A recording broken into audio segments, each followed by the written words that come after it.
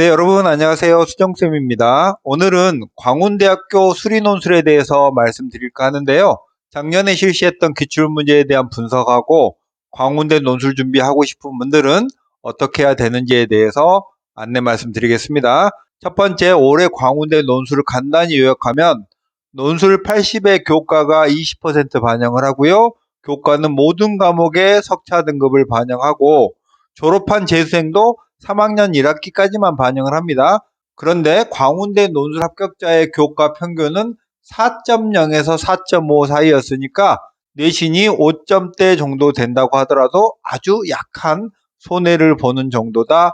이렇게 이해하시면 되겠고, 그나마 작년까지는 논술 70이었다가 올해는 논술 80으로 논술의 반영 비율을 더 올렸습니다. 두 번째 시험 정보는 올해는 2025년 11월 22일 토요일 날, 수능주가 지난 다음 주 토요일 날 중앙대와 함께 시험을 보고요. 시험 형식은 120분의 시험을 봅니다. 시험 시간이 꽤 길고요. 고1 수학, 수학 1, 2 미적분의 확률과 통계까지 시험을 봐요. 광운대면 인서울의 중위권 정도 대학인데요. 이 확률과 통계를 시험 보는 것 때문에 학생들이 광운대 선택을 좀 주저하는 경향이 있어요. 근데 광운대 확률과 통계는 확률과 통계 단원이 경우의 수, 확률, 통계까지 있잖아요. 이 전체에서 출제가 될 수는 있는데 내신 정도의 개념을 알면 충분히 풀 수 있는 그 정도 수준으로 냅니다. 그러니까 광운대 준비를 한 학생이 확률과 통계를 아예 해본 적이 없다? 그러면 약간 지원하기 어렵고 합격도 조금 어렵겠지만 한 번 정도 확률과 통계를 했고 기본 개념 정도 안다? 이러면 광운대 논술 지원하는 데는 큰 지장이 없다라고 생각이 되고요. 수리논술 두 문제를 봅니다. 근데 이게 수능적인 그런 느낌으로 두 문제가 아니라 그냥 대문항 두 개인데 그 안에 소문항, 중문항으로 나눠보면 가장 작은 소문항 기준으로 따지면 10개가 넘어요. 그리고 난도는 수능 유형이나 내신 유형의 다양한 단원의 문제들을 깊이 있게 다루진 않고 그냥 가볍게 다루는 정도다. 이렇게 이해를 하시면 좋겠습니다. 자, 재작년하고 작년에 출제됐던 단원을 보면 우리 부모님들은 이 단어를 봐도 무슨 말인지 모르실 것 같고 우리 수험생들은 이 단어를 보면 아, 그런 걸 냈구나. 이 정도 아실 것 같아요. 소문항 기준으로 재작년에는 한 13개, 14개 정도의 소문항이 있었습니다.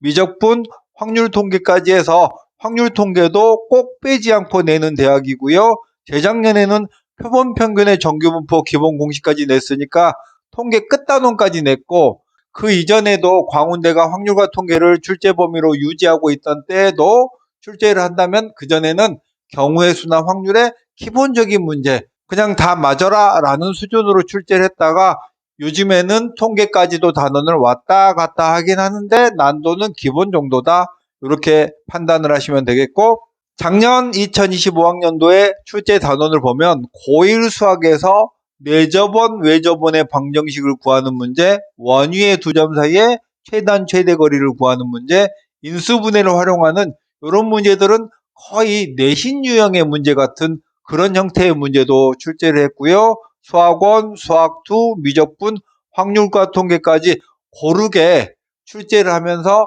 각 단원의 기본적인 계산 정도 알면 되는 문제가 거의 한 90% 정도 됐습니다.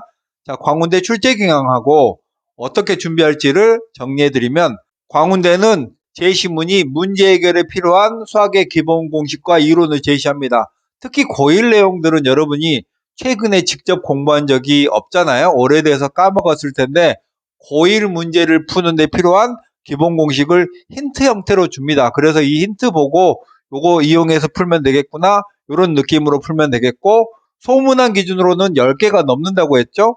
작년에는 10개 정도고 재작년 이전에는 소문항이 14개 정도 되는 그러니까 120분 동안에 14개 정도니까 한 문제에 할당되는 시간은 굉장히 적었거든요. 대신 각 소문항이 전통적인 논술은 여러 개의 소문항이 마지막 소문항을 풀기 위한 과정의 역할을 하고 있었지만 광운대 논술 문제는 각 소문항이 서로 간의 관계가 약간 따로 떨어진 문제입니다. 그러니까 광운대 논술 문제는 확률과 통계까지 포함하고 있는 약간 약수령 느낌이 살짝 나는 그런 형태의 문제들이 출제되고 있다. 이렇게 이해를 하시면 되겠네요. 자, 그럼 작년 기출의 특징을 한 번 더 요약하면 고교과정 출제 범위 내에 전반이 출제가 되면서 독립적인 열문항 이상이 있다. 심화는 아니고 가볍게 풀리는 수준이 90% 정도 있고 변별을 위해서 약간 이거 처음 보는데 이런 수능 유형이 아닌 조금 생각해야 되는 그런 형태의 문제가 한두 문제 정도 있다. 확률과 통계는 수능 유형의 쉬운 개념 수준을 작년에도 출제하였다. 그러니까 기본 개념 정도를 한번 본 학생이라면 천천히 한번 다시 보면 될 것 같고, 또 광운대는 수능 이후에도 꽤 많은 시간이 있습니다. 기본 개념을 살짝 알고 있는 학생이라면 그때 봐도 충분하지 않을까.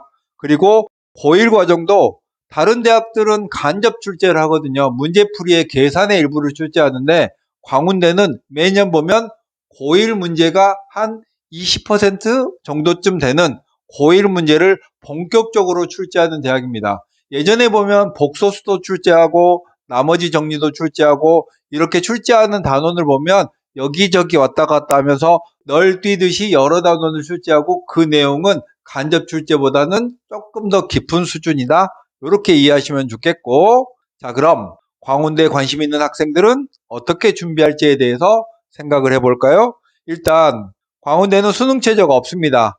위에서부터 연대, 시립대, 과기대, 광운대, 아주대, 인하대 등이 수능 최저가 없고 선호도가 높은 대학들이죠. 근데 이 수능 최저가 없는 대학들은 비슷한 급의 다른 수능 최저가 있는 대학보다 합격하기가 더 어렵습니다. 예를 들면 세종대랑 광운대가 크게 보면 비슷한 급의 대학인데 세종대는 수능 최저가 강하고 광운대는 없기 때문에 제가 학생들을 보면 세종대는 합격했는데 광운대는 예비를 받은 이런 경우들이 꽤 많아요. 그래서 여러분들이 수능 최저가 없다고 덜컥 지원하는 것보다는 내가 수학이 얼마만큼 강한지를 꼭 따져봐야 되고, 저라면 건동홍 정도의 대학에 논술 지원을 하면서 광운대 정도를 하나를 보험으로 지원하면 딱 맞는 결합이다. 이런 느낌으로 이해하시면 되겠고, 소문항 기준으로 10개 이상의 문제가 고교 수학 전반에 걸친 내용들을 싹 물어볼 수 있어요. 어디를 물어볼지 모르고 내용은 깊지 않기 때문에 기본 이해가 탄탄한 학생이 좋겠다. 그리고 광운대 논술 문제는 비교적 쉬운 편입니다. 합격점을 공개하고 있지 않지만 높을 걸로 예상이 돼요. 그러니까 계산 실수를 하지 않는 꼼꼼한 학생이 조금 더 유리하겠다. 수능 준비만으로는 광운대 논술을 커버하기는 좀 어렵다. 내신 형태의 고1 문제도 있고 수능 형태의 문제들이 다수긴 하지만 한두 개 정도는 변별력을 위해서 난도가 높고 수능에서 보지 않는 그런 유형들의 문제가 출제될 수 있기 때문에 논술 준비를 하지 않고 광운대 합격은 조금 어렵겠다. 이런 느낌이고요. 아까 말씀드렸듯이 건동홍 지원하면서 보험으로 한 장 써두면 좋겠다.